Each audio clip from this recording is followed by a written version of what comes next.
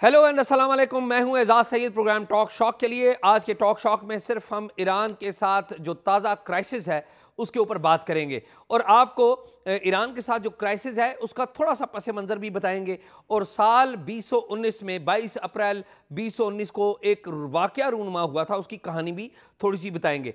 सबसे पहले जो ताज़ा क्राइसिस है उसके बारे में आपको बताते हैं। क्राइसिस यूँ है कि गुज़िश्ता रात 10:21 पर ईरान की जो कौमी ख़बर रसां एजेंसी है उसकी वेबसाइट के ऊपर एक ख़बर नमूदार होती है और वो ख़बर बताती है कि ईरान ने अब से चंद लम्हे पहले, चंद मिनट्स पहले पाकिस्तान के इलाके बलोचिस्तान में सब्ज़ पहाड़ी के मुकाम को टारगेट किया है और ये जो टारगेट किया है वो मिसाइल भी मारे हैं और ड्रोन से हमला भी किया है। ईरान की खबर रसां एजेंसी के मुताबिक ये जो टारगेट है इसका मकसद था वहाँ पर मुबैना तौर पर जैशुल अदल के जो हाइड आउट्स थी, उनके दफातर थे या उनकी पनाहगाहें थी, उनको टारगेट किया गया है। और ये जो जैशुल अदल है ईरान के मुताबिक ये ईरान के अंदर दहशत गर्दी में मुलव्वस है। अब ये जब खबर आती है तो उसके ऊपर हम तो ये कर रहे थे कि पाकिस्तान फौरी तौर पर इसका रिस्पांस देगा, लेकिन ऐसा हुआ कि तकरीबन 3 घंटे के बाद तकरीबन 1:15 बजे, रात के 1:15 बजे पाकिस्तान ने एक स्टेटमेंट जारी किया जिसमें कहा गया कि पाकिस्तान ने ईरान के जो सफारतकार हैं उनको बुलाकर एक एहतजाजी मरासला दिया है, एहतजाज किया है ईरान से कि ईरान ने पाकिस्तान की जो फ़िज़ाई हदूद है उसकी खिलाफ वर्जी की है। तो ये इब्तदाई रिस्पॉन्स था।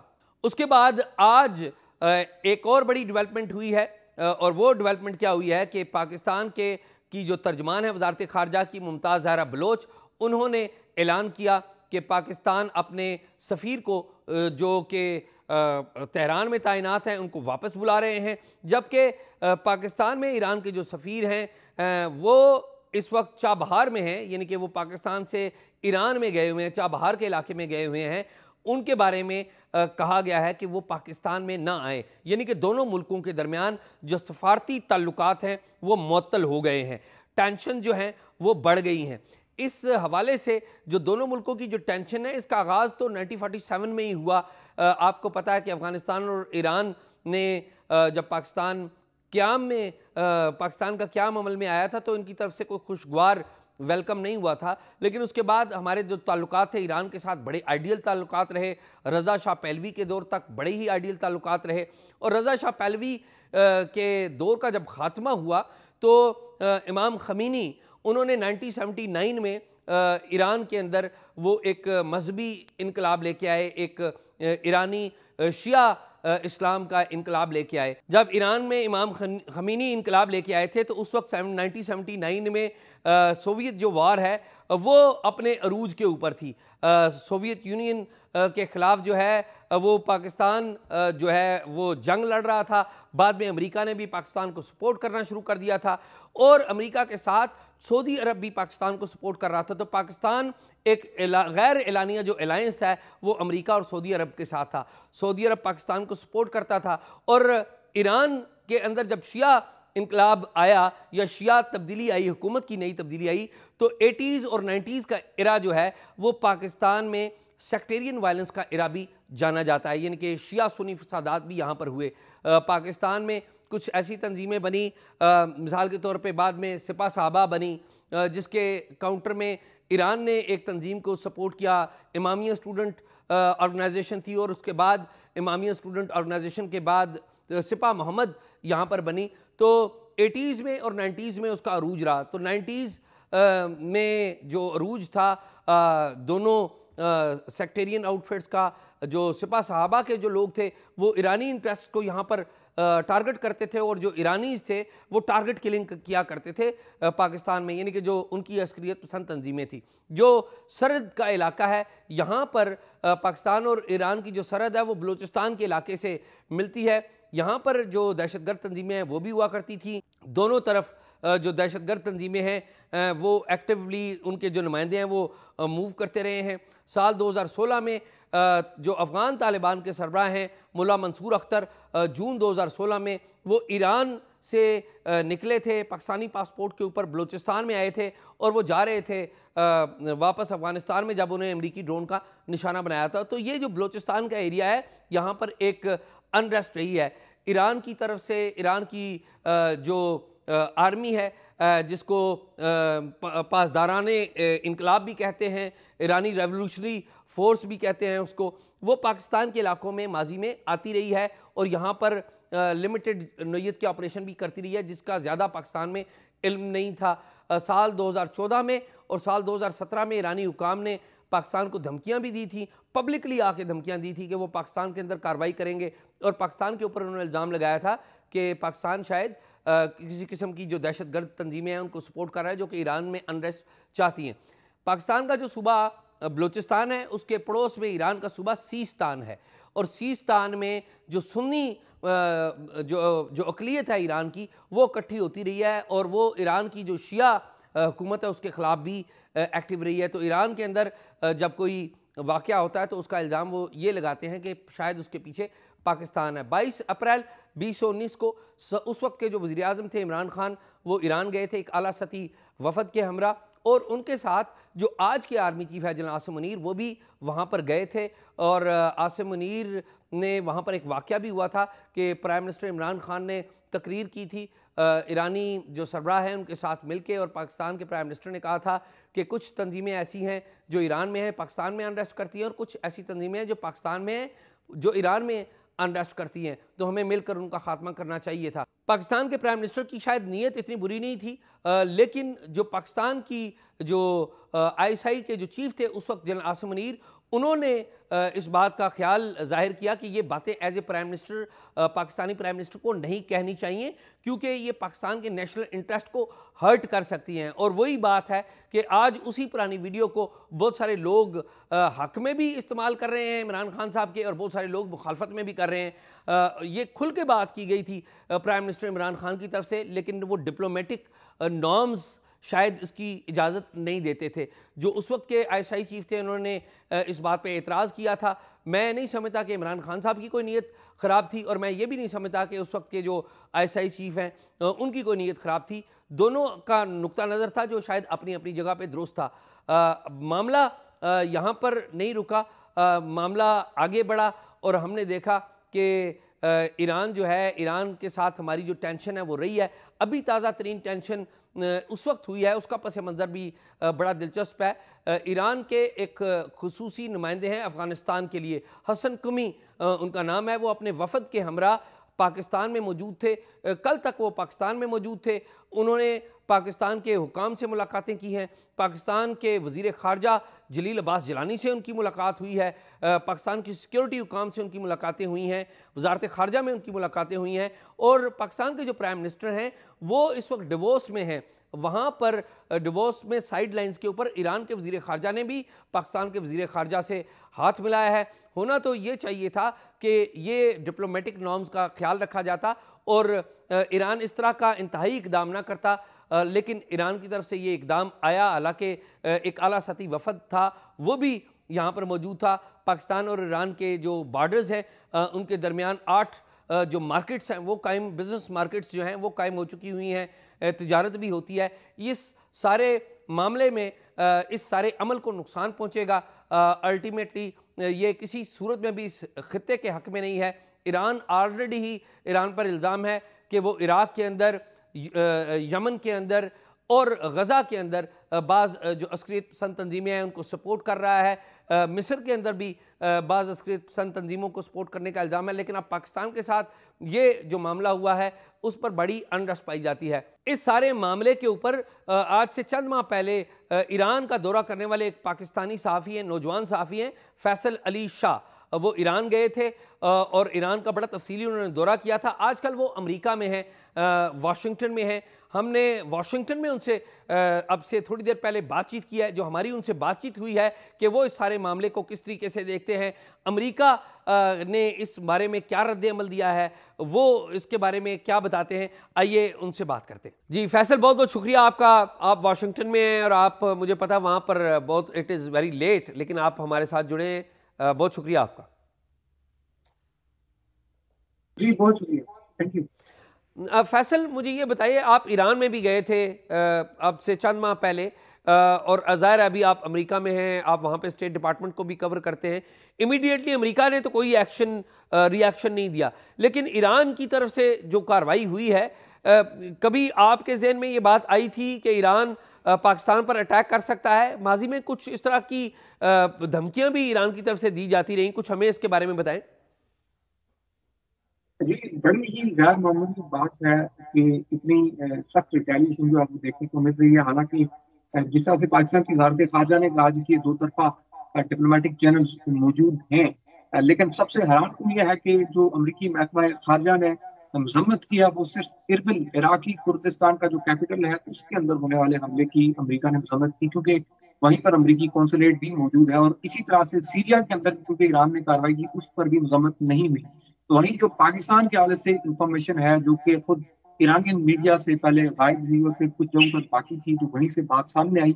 तो इसको लेकर ये तो बहरहाल उन लोगों के सामने जरूर थी कि ऐसा कुछ भी मैं भी कि हो सकता है, क्योंकि जो 15 दिसंबर 2023 को हुआ ईरान के सूबा जैजान में, जहाँ इनके 11 पुलिस के लोग मारे गए, और फिर 4 जनवरी आपको याद है कि ईरानी फौज के एक साबिक जो सरबराह है, एक मखसूस उनकी एक ग्रुप है जिसे कुछ फोर्स कहा जाता है, उसके एक साबिक जर्नैल जो है उनकी बरसी के मौके पर जो वाकया हुआ था जिसमें 100 लोग जो है वो मारे गए थे। तो इन सारी चीजों की कैलकुलेशन ईरान के यहाँ हो रही थी और इसका एक मुनासिब जवाब जो है वो तैयार किया जा रहा था। और क्योंकि ईरान ने जो ऑफिशियली अपनी स्टेटमेंट्स की उसमें उन्होंने ये कहा कि हमने जो मोसाद के ऑपरेटिव्स हैं और उनके जो एसेट्स हैं उनको निशाना बनाया है, और फिर साथ में उन्होंने एक और लफ्ज इस्तेमाल किया कि हमने दहशत गर्दों के खिलाफ एक बाकायदा मिलिट्री कैंपेन की है। तो ईरान के ख्याल में दहशत गर्द वो हैं जो कि इराकी कुर्दिस्तान के अंदर बैठे हुए हैं, और मोस्ट ऑफ का जो इवेंट्स ईरान के अंदर होते हैं, जैसे कि वो 10 लोग जो ईरान ने 4 जनवरी के किरमान के अंदर वाक़े के हवाले से पकड़े, जो कि साबिक जनरल की बरसी पर जिन्होंने 2 धमाके किए थे, उनका ताल्लुक भी ईरान ने मोसाद से जो है प्रूव किया। और फिर सीरिया के अंदर इसलिए कार्रवाइयां की गई कि वहां से जो है वो मोसाद के ऑपरेटिव जो है वो मौजूद हैं। पाकिस्तान के हाल सबसे जो कंसर्न्स थे वो इसलिए थे कि सूबा बलूचिस्तान जो है वहां पहले एक ग्रुप बड़ा एक्टिव रहा था। आपके इल्म में है कि 2003 में उसकी बुनियाद रखी गई थी, जंदुल्ला जिसे कहा जाता है, जदीरुल्लाह। बहुत एक्टिव रहा था। इस ग्रुप के हवाले से अगर ये कहा जाए कि पाकिस्तान की तरफ से दो तरफा तावन नहीं है तो ये बात गलत होगी। तावन पाकिस्तान की तरफ से रहा है, लेकिन थोड़ा सा हम ये देखते हैं कि पाकिस्तान के अंदर सियासी हुकूमतें या फिर जो मिलिट्री एस्टेब्लिशमेंट है उनकी तरजीहात और उनका जो दो तरफा लेवल ऑफ कम्युनिकेशन है वो हमें शायद उस पर बहुत सारे सवाल नजर आते हैं। वो इसलिए क्योंकि आपको भी खुद सर से याद होगा कि 2008 में इसी जो इस वक्त जो जैश अदल है इसका जो पुराना आप जिसको कह लें कि जो इसका जहां से ये निकली जिसको जंदुल्ला कहा जाता है उसके जो फाउंडर थे, उनके जो छोटे भाई हैं उन्हें अब्दुर्रहमान रेगी, उनको हमने हवाले भी किया था, ईरान के हवाले किया था अब्दुर्रहमान रेगी को। जी बिल्कुल इसी तरह से। फिर अगर आप देखें तो 2010 में इसी जंदुल्ला के जो सरबराह है वो ईरान ने खुद ही उन्हें पकड़ लिया था। और मीनवाइल आप 2010 से ऑनवर्ड आते हैं तो आपको जैश अल जो है वो एक निकलती हुई नजर आती है, एक नया ऑप्शन नजर आता है और इसकी कार्रवाइयां 2012 से शुरू होती हैं। हमारे पास तो बाद ऐसे इतला भी मौजूद हैं कि 2012 में भी ईरान ने बलूचिस्तान के इन्हीं इलाकों में बड़े महदूद पैमाने की कार्रवाइयां की, लेकिन वो उस तरह से सामने नहीं आ सकी क्योंकि तब बड़ा डिफरेंट था मामला। और कुछ बाखबर सहाफी जो है वो इस बारे में ट्वीट भी कर चुके हैं, जो कि बिल्कुल इस वक्त चीजें रिकॉर्ड पर मौजूद है। लेकिन जब आप 2012 से ऑनवर्ड आते हैं, जैश अदल की आप कार्रवाइयां देखते हैं तो एक पूरी लंबी तफसील है। मैं अगर आपको इजाजत दें तो शार्ट भी आपको बता सकता हूँ। फैसल, ये जो बैकग्राउंड है पाकिस्तान का कॉपरेशन ईरान के साथ, ये तो बड़ा बड़ा लंबा है। जल मुशर्रफ जब यहाँ पर थे तो तब भी ये कॉपरेशन होता रहा। पीपल्स पार्टी की जब गवर्नमेंट आई तो ये कॉपरेशन और ज़्यादा तेज़ हुआ। अभी तो एक लंबा अरसा हो गया है।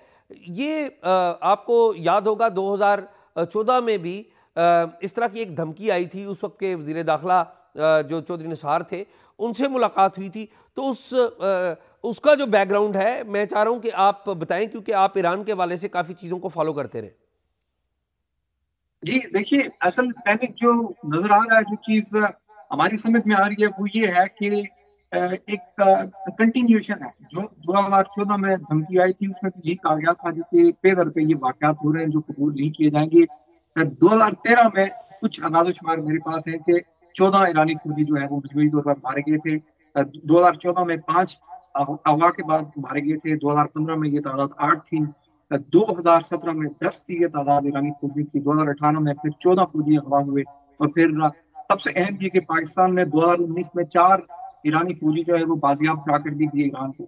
और अगर आपको याद हो तो 2017 के अप्रैल में उस वक्त की ईरानी वजीर खारजा जवाद जरीफ पाकिस्तान आए थे और पाकिस्तान के उस वक्त के वजीर दाखिला जो थे चौधरी निसार अली खान, उनके साथ उनकी मुलाकात भी हुई थी। उस वक्त दोनों ममालिक ने एक हॉटलाइन बनाई थी कि ये जो रेपुटेशन ऑफ इवेंट्स हो रहा है इससे ना सिर्फ बायलैटरल रिलेशंस बल्कि जो हमारे सफारती ताल्लुकात हैं वो डैमेज हो रहे हैं। तो एक हॉटलाइन बनाई गई थी जिस पर तमाम तक चीजें शेयर होंगी और उस पर ये सिलसिला होता रहा। लेकिन उसके बाद आप देखें कि पाकिस्तान के अंदर जो सियासी एक अदम इस्तेकाम भी रहा तो इन चीजों पर उस तरह से फोकस नहीं रहा। लेकिन मीनवाइल मैं मार्च 2019 का आपको दोबारा बताऊं कि 4 ईरानी फौजी पाकिस्तान ने बाजियाब करा के ईरान को दिए।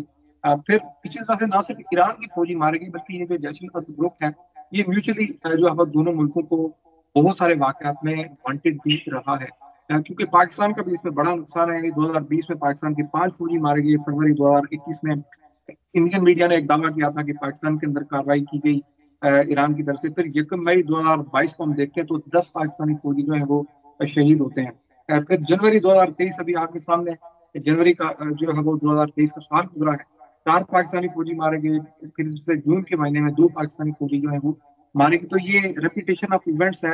लेकिन सबसे अहम चीज के आखिरी जो हमें एक मजबूत और ठोस किस्म की चीज देखने को मिलती है पाकिस्तान की तरफ से वो साबिक वजीर दाखिला जो कि अपने ज़ाहिर की इंटीरियर के मामला में बड़े एक्सपर्ट माने जाते थे और बहुत से काशी ने सॉर्ट आउट किए चौधरी निसार अली खान उनके साथ जवान जरीफ की बड़ी इंपॉर्टेंट मुलाकात थी। लेकिन आप ये जानकर जरूर हैरान होंगे कि उसी 2017 की इस मुलाकात के पूरे यानी ये आखिरी अप्रैल के आखिरी हफ्ते में ये मुलाकात थी और मई के महीने में पहले ही हफ्ते में इस मुलाकात के बाद हॉटलाइन कायम होने के बाद सब कुछ हो गया। उसके बावजूद ईरान से धमकी आई और यही ईरान के जर्नैल के चीफ ऑफ स्टाफ जो इस वक्त इन्होंने धमकी लगाई थी कि अगर पाकिस्तान हमारी जो दरख्वास्त है उस पर अमल नहीं करता या जो हम उससे मांगते हैं वो पूरा नहीं करता तो फिर हमें खुद कार्रवाई करनी पड़ेगी। तो ये एक हमें थोड़ा सा डिफरेंस नजर आता है।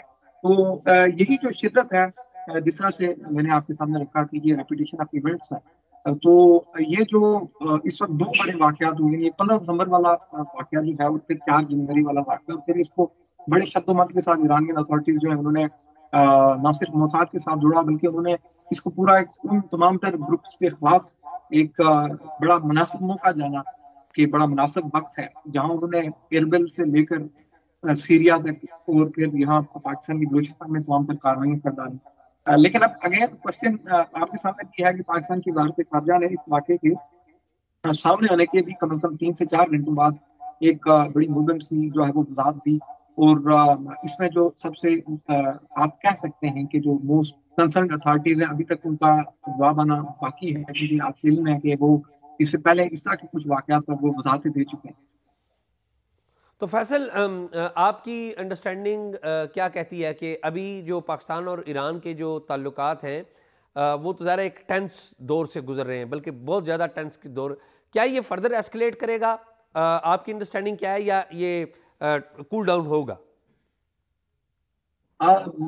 जो इससे पहले की इवेंट्स और जो टाइमलाइन है वो तो ये बताती है कि क्योंकि पाकिस्तान का एक बड़ा डिफरेंट सा जो बायलैटरल रिलेशन है ईरान के साथ क्योंकि आप देखें कि लास्ट गवर्नमेंट जो थी उस हुकूमत के दौरान तो हमने देखा बॉर्डर मार्केट तक खुल रही थी, ये सारा सिलसिला हो रहा था तो बड़ी चीजें स्मूथली हो रही थी और ये चीजें भी साथ साथ एड्रेस हो रही थी। लेकिन अब ये पहला इतना बड़ा एक्सपोज और इतना बहुत ही ठोस किस्म का एग्जाम दूसरी जंग से देखने को मिल रहा है। इसका रिस्पांस तो जाहिर है कि मिलिट्री का रिस्पांस मिलिटरीली होता है लेकिन यहाँ नोयत जरा मसले का और उसमें जाहिर है कि पॉलिसी के इश्यूज हैं। आप ये जानकर भी जरूर हैरान होंगे कि ये इतना बड़ा वाक़या उस वक्त भी हो रहा है जब तो ये मफरूजा भी नहीं कर सकता कि कहीं ना कहीं पाकिस्तान अब सऊदी अरब की खुशामद में जवाबी वार करे या ये ईरान के अंदर जो हुआ वो सऊदी अरब ने पाकिस्तान के जरिए से किया या कुछ ऐसे ग्रुप का ये क्वेश्चन भी अपनी जगह मौजूद है। तो बजाय ये लगता है कि इस पर कोई रिटेलिएशन जो मिलिट्री पॉइंट ऑफ व्यू से वो नहीं नजर आती। डिप्लोमेटिक लेवल पर शायद के इन्वेस्टर्स भी कॉल हो सकते हैं और डिप्लोमेटिकली कोई स्ट्रॉन्ग मैसेजिंग हो सकती है। फैसल, बहुत बहुत शुक्रिया, आपने हमें साथ दिया वाशिंगटन से। आपसे मुस्तकबिल में भी राब्ते में रहेंगे। नाज़रीन, आपने हमारी गुफ्तगू सुनी, उम्मीद है आपको पसंद आई होगी। जो लेटेस्ट अपडेट है पाकिस्तान और ईरान के हवाले से, जो टेररिज्म का वाक़या हुआ है, बल्कि पाकिस्तान की जो सॉवरेनिटी है उसकी खिलाफ वर्जी की गई है, उसके बारे में आपको पूरा बैकग्राउंड हमने बताया है। इस हवाले से जब भी कोई बड़ी अपडेट होगी उसके बारे में हम आपको आगाह करते रहेंगे। फ़िलहाल मुझे इजाज़त दीजिए। प्रोग्राम के बारे में कमेंट ज़रूर कीजिए, और अगर आप हमें बराह रास्त रब्ता करना चाहते हैं तो talkshock777@gmail.com पर हमसे रब्ता कीजिए।